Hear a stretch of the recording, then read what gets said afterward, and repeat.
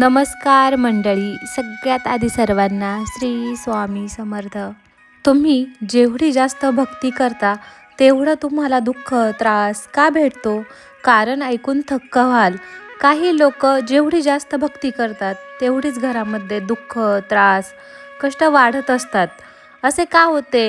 हे जास्तीत जास्त त्याच लोकांसोबत होत असते जे लोक जेवढी देवाची भक्ती करणारे असतात, जे देवाची कृपा प्राप्त करू शकतात. अशा प्रकारच्या लोकांसोबत जास्तीत जास्त अशा प्रकारच्या अडचणी समस्या येत असतात. त्यांच्यामुळे त्यांच्या घरात दुःख त्रास आणि क्लेश वाढण्यास सुरुवात होते. नवरा बायकोमध्ये सतत भांडणे होत राहतात. तर कधी कधी त्यांच्या नात्यामध्ये नेहमी कटुता येत राहते. तर असे का होते? जो देवाची भक्ती करतो त्याच्यासोबत असे का होते? या उलट पूजा पाठ करणारा त्याच्या घरात तर नेहमी सुखसमृद्धी असली पाहिजे, आपापसात प्रेम भाव असायला पाहिजे आणि घरामध्ये आनंदाचे वातावरण असायला पाहिजे. मग असे उलटे का होते? यामागे कोणती कारणे असतात? ज्या कारणांना तुम्ही दुर्लक्षित करता त्यांना तुम्ही पाहत नाही आणि काही अशा चुकाही तुम्ही करता. या चुकांच्या कारणामुळे तुमच्या घरामध्ये अशा समस्या अडचणी निर्माण होण्यास सुरुवात होते. कोणकोणत्या त्या चुका असतात? तर चला ज्याच्या चुकाविषयी आज आपण पाहणार आहोत, तर या व्हिडिओला लक्ष देऊन ऐका, कारण की हे खूपच महत्त्वपूर्ण माहिती आहे जी तुमच्यापर्यंत पोहोचलेली आहे. पहिली गोष्ट म्हणजे आपण देवाकडे सतत काही ना काही मागत राहतो आणि आपण केलेल्या भक्तीचा बॅलन्स कमी होत जातो. मग असं झाल्यामुळे आपली एखादी इच्छा अपूर्णही राहते. मग त्यावेळी आपला देवावरचा थोडासा विश्वास कमी होतो. आपण भक्ती एवढीशी करतो आणि देवाकडे एवढी मोठी गोष्ट मागतो आणि आपली इच्छा पूर्ण न झाल्यामुळे आपल्याला थोडासा कुठेतरी राग येतो. असं करणे चुकीचे आहे. देवावर पूर्ण विश्वास ठेवला पाहिजे. देव करतो ते चांगल्यासाठीच करत असतो. आपला देवावर एवढा विश्वास पाहिजे की नाही, देव माझ्यासाठी करत आहे, असं झालं आहे, माझी इच्छा पूर्ण झाली नाही तरीसुद्धा देवाने माझ्यासाठी चांगलंच काहीतरी नियोजन केलेलं असेल. दुसरी गोष्ट म्हणजे देवाला आपली परीक्षा बघायची असते. दुःख येणार, अडचण येणार, अनेक समस्या उद्भवणार, पण तरीही आपण देवावर किती ठाम विश्वास ठेवतो हे देव बघत असतो. देवाला आपल्याला खूप काही द्यायचं असतं, पण त्यासाठी आपल्यामध्ये किती संयम आहे याची परीक्षा देव घेत असतो. देवालाही आपला उद्धार करायचा असतो, म्हणून देव आपली परीक्षा बघत असतो.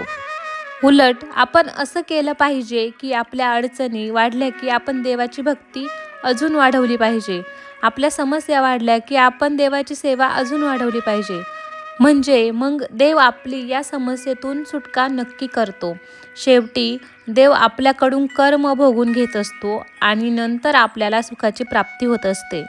तिसरे कारण म्हणजे जर तुम्ही सतत बदलून बदलून देवाची भक्ती करत असतात, जसे की कधी कधी तुम्ही या देवाची भक्ती केली, कधी तुम्ही त्या देवाची भक्ती केली, कधी तुम्ही हा नैवेद्य दाखवला, कधी कोणत्या दुसऱ्या गोष्टीचा नैवेद्य दाखवला, कधी कधी कोणा भक्ताकडे गेला, कधी तुम्ही कोणत्या पंडिताकडे गेला, तर त्याने तुम्हाला आता हेच करण्यास सांगितले आणि म्हणून तुम्ही आता त्याप्रमाणे करू लागला, वागू लागला. आपल्या अशा प्रकारच्या वागण्यामुळे आणि अपूर्ण ज्ञानामुळे आपल्या आयुष्यात आपणच आपल्यासाठी आणखी समस्या व अडचणी निर्माण करत असतो.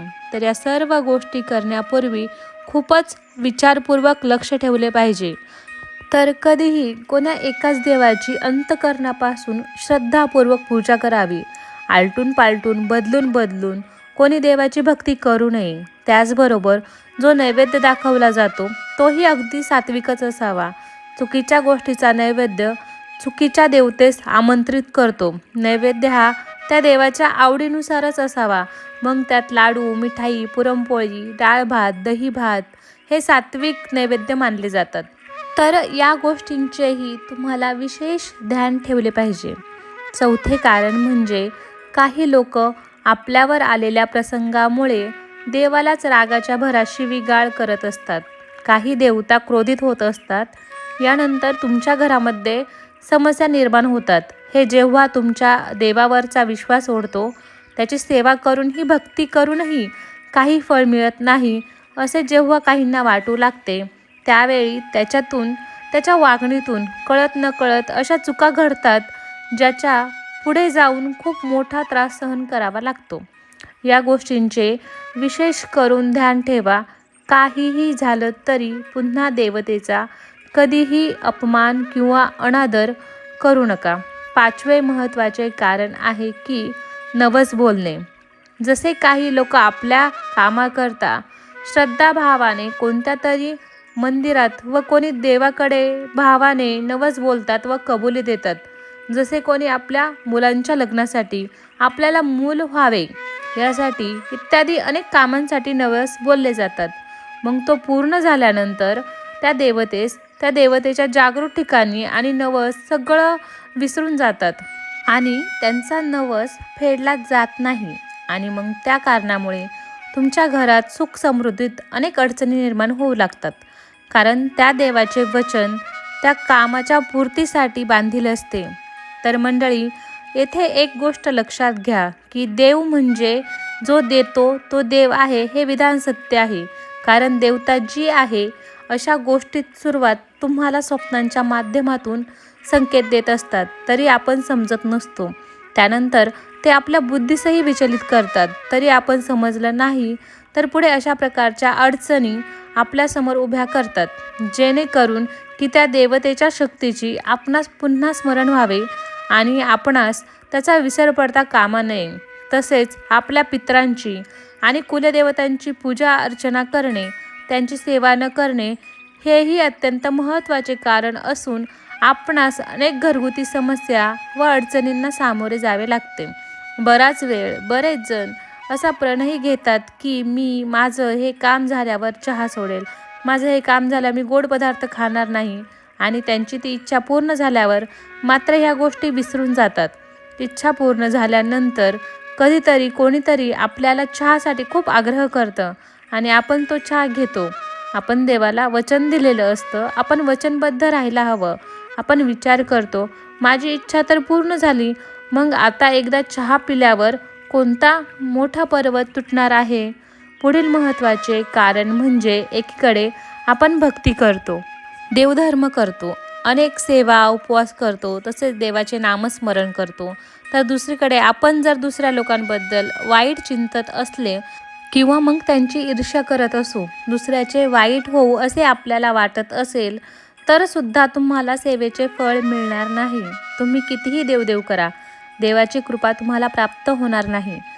त्यामुळे तुम्ही जरी पूजा केली नाही, म्हणजे रोज पूजा केली नाही, तुमच्या मनात लोकांविषयी चांगले मत असेल, तरी दुसऱ्यांचे चांगले व्हावं अशी इच्छा बाळगत असाल, दुसऱ्यांचे चांगले झाले की तुम्हाला आनंद होत असेल, तरी तुमच्या छोट्या का होईना इच्छा पूर्ण होतील.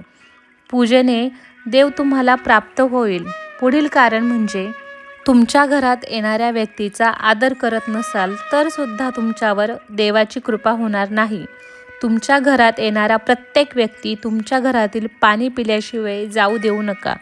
त्यामुळे त्याच्या मनात जे तुमच्याविषयी भावना तयार होणार असते, त्या ज्या सकारात्मक भावना असतात, त्याचा जो आशीर्वाद असतो तो आपल्याला मिळतो आणि आपल्यावर देवाची कृपा होते. जर तुम्ही तुमच्या घरात येणाऱ्या व्यक्तीचा मान करत असाल तर त्याच्या मनातील सकारात्मक भावना असतात, त्या आपल्यापर्यंत पोहोचतात. पण हीच भावना जर नकारात्मक असेल तर मग तुम्ही कितीही देवदेव करा, कितीही भक्ती करा, तुम्हाला पूजेचे फळ मिळत नाही. मंडळी, पुढील गोष्ट म्हणजे जर तुम्ही देवाची भक्ती करत असाल, कितीही देवदेव करत असाल, उपासना करता, पण जर तुम्ही तुमच्या घरात अस्वच्छता ठेवत असाल तरीसुद्धा देवाची कृपा होणार नाही. लक्ष्मी तुमच्या घरात प्रवेश करणार नाही. लोकांच्या घराबाहेर चपलांचे ढीग असतात. चपला दारिद्र्याचे प्रतीक आहेत. घरातील चपला कायम व्यवस्थितच ठेवल्या पाहिजेत. त्या घराच्या समोर कशाही अस्ताव्यस्त नाही ठेवल्या पाहिजेत. त्यामुळे सुद्धा माता लक्ष्मी घरात प्रवेश करत नाही आणि आपल्याला देवाची कृपा प्राप्त होत नाही. तुम्ही कितीही भक्ती केली आणि तुम्ही या बारीक सारीक गोष्टींकडे लक्ष दिले नाही तर तुम्हाला तुमच्या उपासनेचे फळ मिळत नाही. कारण अस्वच्छता असते तेथे लक्ष्मीचा वास नसतो. ज्या घरात स्वच्छता असते तिथेच लक्ष्मी येते. म्हणून या गोष्टींकडे लक्ष द्या. तसेच ज्या घरात अन्नपूर्णा मातेचा सन्मान केला जातो त्या घरात लक्ष्मी मातेचा वास कायम राहतो. बऱ्याच घरांमध्ये अन्न राहते ते कचऱ्यामध्ये टाकले जाते. त्यामुळे अन्नपूर्णा मातेचा अपमान होतो. अन्नपूर्णा मातेचा अपमान झाला तर लक्ष्मीचाही अपमान होतो. अशा घरात लक्ष्मी प्रवेश करत नाही. त्यामुळे आपल्या घरात अन्न वाया जाणार नाही याची काळजी घ्या.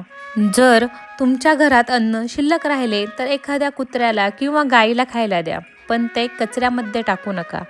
ज्या घरात अन्नपूर्णाचा सन्मान केला जातो त्या घरात लक्ष्मी आपोआप प्रवेश करते. मग तुम्ही कितीही पूजा करा, उपासना करा, तुम्ही जर तुमच्या घरात अन्न वाया घालवता तरीसुद्धा तुमच्या उपासनेचे फळ तुम्हाला मिळणार नाही. शेवटचे महत्त्वाचे कारण म्हणजे तुम्ही कधी पंडितांकडे जाता, त्या भक्तांकडे जाता आणि कोणी काही सल्ला दिला, तुम्हाला कोणीही कोणती सामग्री दिली असेल, तुम्हाला कोणी पण देतं.